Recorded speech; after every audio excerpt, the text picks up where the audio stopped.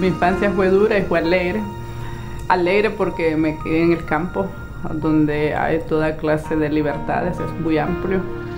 Pero también dura porque siendo la hija mayor y siendo mujer también, como niña uno tiene que ver los niños en la casa, los menores. Yo era la única ayuda para mi mamá. Me quedaba muy poco tiempo para soñar, pero sí tenía un propósito que era un sueño para mí. Era de ir a la escuela.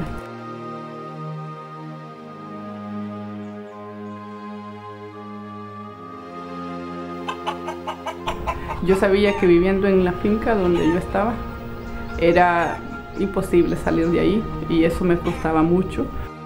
Para mí la persona más importante en ese caso fue mi madre. Mi mamá viene de una familia de analfabetas. Toda su familia, durante toda la historia familiar, son analfabetas. Pero mi mamá era de esas personas que ella dice que el que no sabe hablar con las letras para ella es un sentimiento horrible no poder hablar con las letras. Eso la frustraba muchísimo y ese sentimiento que ella sentía, eso que ella vivió en su niñez y lo vive todavía, eso no quería que lo vivieran sus hijos.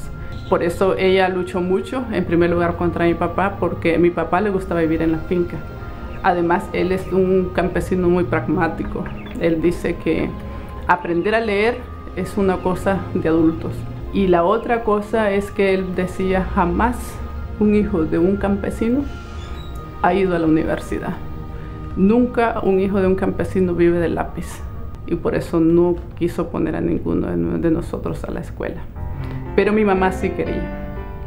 Entonces ella llegó a convencer a mi papá, lo convenció de que pudiera ir un año a la escuela. Y ella se trasladó al pueblecito y mi mamá lo logró porque ella y yo podíamos ir a lavar ropa ajena y así yo podía estar en la escuela. Pero cuando ella sintió que yo pude leer, que ya podía escribir algo, para ella era lo más bello porque ella logró su meta, que era enseñarme a leer, porque más de allá de aprender a leer no miraba otro sentido. Inmediatamente que yo aprendí a leer, me llevó a la finca. Pero para mí fue muy frustrante porque yo quería continuar. Vinieron los años donde yo comencé a crecer, tenía 7 años en ese tiempo, y miraba que mi mundo se había cortado. Estaba condenada a vivir allí, a crecer allí, a casarme allí. Mis amigas ya tenían hijos. En el campo en esos tiempos no se casaban, se iban. Se la robaba el hombre y se iban a los 13, 14 años y a la edad de 15, 16, 17 ya son madres de 3, 4 hijos. Pero yo me soñaba ser en el futuro secretaria. Me fascinaba, yo me miraba escribiendo en una máquina y también yo me imaginaba salir de mi país, aunque yo no conocía más que Nueva Guinea. Después del triunfo de la revolución en julio de 1979, el Gobierno de Reconstrucción Nacional, a través del Ministerio de Educación, convocó a una cruzada nacional de alfabetización. Miles de jóvenes partieron de sus casas hacia zonas rurales de todo el país para enseñar a los campesinos a leer y escribir. Cuando me di cuenta que todos los alfabetizadores estaban saliendo, me doy cuenta que están por todos lados en Nicaragua, está ahí en mi parcela vecina, que había llegado alguien ahí. Y yo hablo con mi papá y mi papá, porque es la finca vecina, me lo permite. Al llegar a pertenecer yo al grupo, se me refrescan los conocimientos del primer grado que mi mamá me había sacado. Yo me convertí rapidísimamente en la que más sabía que los demás. Además, todos los otros eran hombres adultos, pocas mujeres. Yo era la más joven, con 18 años. La alfabetizadora, mi alfabetizadora, la veo así. Ella, además de que para mí fue como un ángel que llegó a sacarme, a liberarme. Cuando ella se fue, entonces me quedé yo con el grupo también. Ya me convertí en alumna y y en maestra. También ella me ayudó a hacer las conexiones con el Ministerio de Educación. Me posibilitó de poder entrar directamente al sexto grado y al final lo aprobé. Pero eso para mí me liberó grandísimamente porque yo pude comenzar directamente la secundaria. Siendo hija de dominio y ya teniendo 18 años, mi papá se atrevió de darme el permiso, porque yo le dije, yo voy a dar aquí clases, pero también voy a ir al pueblo, a la escuela, y él me lo permitió. Claro que me puso mi hermano, al que me sigue a mí, me lo puso para que me acompañara. Yo trabajaba de 6 a 1 en la finca de agricultura ecológica, y después de 3 a 5 hacía la clase de alfabetización, que era donde yo era maestra, y después a las 5 yo salía al pueblo para ir a la escuela, a mi escuela. Y viajar 5 kilómetros por caminos es muy difícil. Y es el tiempo que Nicaragua vivió en guerra, la guerra civil. A principios de los 80s, grupos insurgentes opuestos al gobierno sandinista, conocidos como la Contra, iniciaron una guerra desde las zonas rurales del país. Más de 35.000 personas murieron en esta guerra civil. La zona de nosotros fue una de las zonas más afectadas en guerra. La guerra significaba ver diario caer los muertos. Se escuchaban las balas, los morteros, las bombas que se tiraban de un lugar a otro. La mayoría de los muertos eran los muertos en las emboscadas.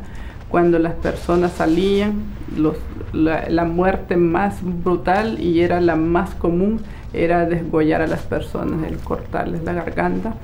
Y nosotros teníamos a diario 2 o 3 velas en diferentes partes. Además, saber que aquella persona con la que yo hablé, aquella persona que es mi amigo o mi amiga, lo veo muerto, destazado en un ataúd. Y sabiendo que a mí me puede pasar igual. Pero en el caso mío, yo era una muchacha adulta con una voluntad y un deseo y una meta que lo logré. Y pude estudiar, pude ir y terminar la secundaria también. En 1983, mientras trabajaba en una finca de agricultura orgánica, Elba conoció a su actual esposo, Kier Schnippel. Luego de bachillerarse en 1986, surgió la posibilidad de tomar una beca estatal para estudiar en Rusia, pero Elba decidió ir a estudiar a Alemania, el país de origen de su esposo. El choque cultural, que yo pienso que es como un choque cultural, es mi medio de transporte eran mis propios pies y el caballo. Llegando a Alemania, allá es con la metro, sillas muy elegantes en la universidad, en la escuela. También para tomar el bus, yo tenía que tomar el bus, tenía que tomar el tren. Aquel frío tan horrible también, andar todo envuelto. Después de estar acostumbrada en una finca, en algo muy abierto, estar encerrada en 4 paredes con calefacción. Pero en Alemania el bachillerato nicaragüense no se reconoce.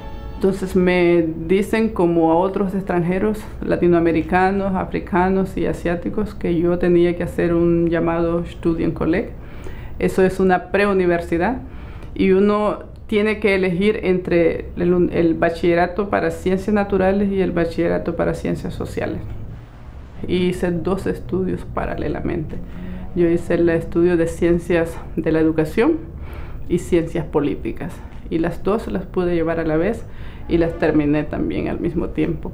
Para mí el estudio en Alemania es muy valioso. Era como aprovechar algo maravilloso y corresponder a mi familia, a mis amigos, a mi pueblo. Para mí Nueva Guinea es Nicaragua y Nicaragua es Nueva Guinea. Y yo sé que cuando uno tiene la oportunidad y cuando uno, su propio pueblo, le da tantas oportunidades, no puede ser que uno se quede allá. Y yo sé que en Nueva Guinea yo puedo hacer algo con sentido. En Nicaragua yo puedo hacer algo con sentido, algo que me va a ayudar a realizarme a mí misma y algo que a la gente le va a servir. La vida en Europa o esa vida civilizada, esa no es vida para mí. La vida del campesino es la vida más libre y más hermosa que hay. En 1998, Luego de casi 10 años viviendo en Alemania, Elba, con 2 hijos, regresa a Nicaragua e inmediatamente empieza a trabajar junto a su esposo en proyectos en Nueva Guinea. Todos juntos ya fundamos la Asociación Sano y Salvo. Es una asociación donde solo hay productores y que a esta altura están en 5 municipios de la RAAS. Y hay en todas partes una representación de la asociación y trabajan muy bien en la diversidad, en cuidar la diversidad de la RAAS, del trópico húmedo, más la diversidad en las fincas, la exportación, pero también la venta en sus propias comunidades por medio de los mercados campesinos. Con la agricultura orgánica, los productores se transforman de un productor tradicional a un productor ecológico, que significa que va a producir en base de formular y hacer sus propios abonos y al mismo tiempo cuidar la diversidad que existe de la naturaleza, más la diversidad en su propia finca.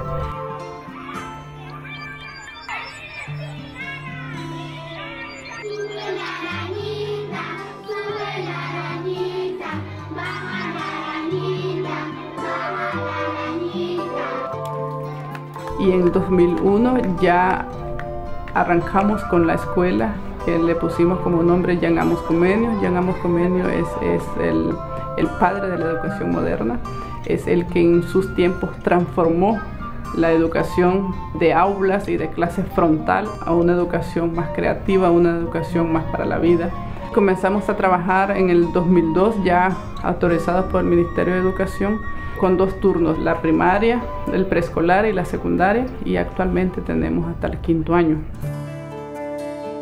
En el 2008, como una iniciativa de Oxfam Internacional, la sociedad civil organizada de diferentes países en vías de desarrollo eligió a 8 mujeres líderes para hablar en la cumbre de los G8 y concientizar a las potencias mundiales sobre la importancia de su apoyo al desarrollo de los países empobrecidos.